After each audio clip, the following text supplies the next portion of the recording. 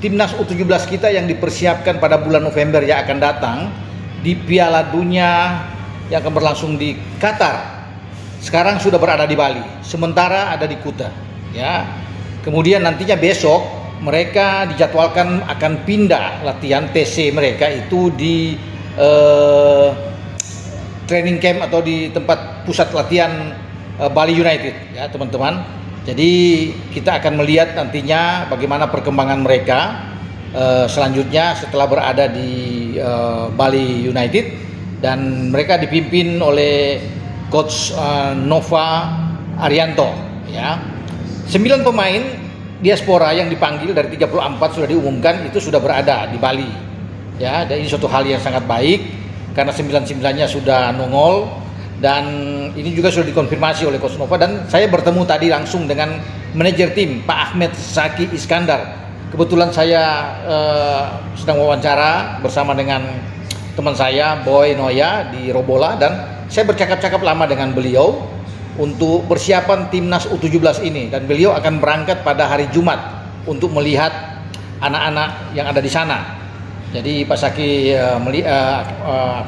berkata bahwa kita terus memberikan support kepada anak-anak 17 tahun ini untuk tampil di Piala Dunia U17 karena ini pertama kali mereka berkumpul, apalagi ada 9 pemain yang ikut bersama di dalamnya. Tentunya kan banyak hal yang belum mereka dapati, termasuk penyesuaian cuaca, apalagi makanan mereka pasti akan berbeda.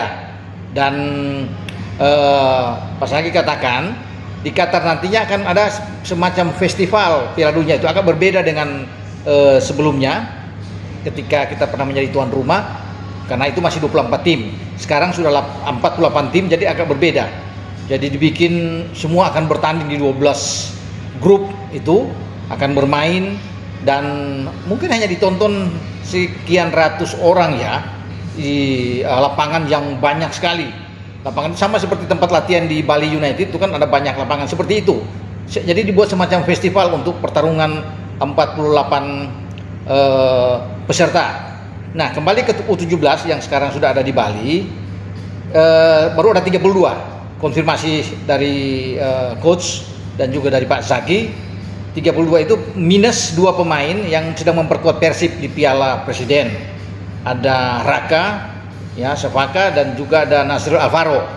2 ini nanti akan ditunggu untuk mereka cepat bergabung setelah usai Piala Presiden. Nah, juga ada Zahabi Goli kan yang ikut Piala Presiden ya bersama dengan Liga 1 All Star. Nah, itu masih ditunggu. Satu lagi Matthew Baker yang banyak juga ditanyakan oleh teman-teman semua kenapa dia tidak bergabung, dan Matthew masih sibuk dengan kompetisi yang ada di Melbourne bersama dengan klub dia Melbourne FC. Tapi setelah itu dia akan bergabung.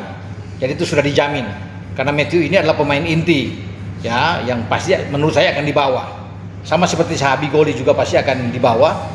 Dan ini menarik, ada info teman-teman bahwa bukan 23 pemain nantinya yang akan diambil, itu hanya 20. Biasanya kan 23, tapi di Piala Dunia U17 ini hanya 20 yang diregister. Nama-nama itu akan masuk. Jadi persaingan di TC itu sangat ketat nantinya. Apalagi kan ada 9 pemain yang datang, pemain diaspora ya. Dan belum menjamin bagi 9 pemain ini apakah mereka semua akan masuk.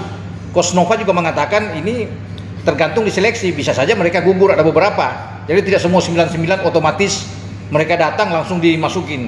Ya akan dilihat dulu ya bagaimana performa mereka di dalam tim, dan itu akan menjadi penilaian tersendiri bagi tim kepelatihan ya untuk melihat apakah mereka ini layak untuk bisa bermain. Tapi diharapkan tentunya mereka paling tidak akan masuk semua, paling tidak.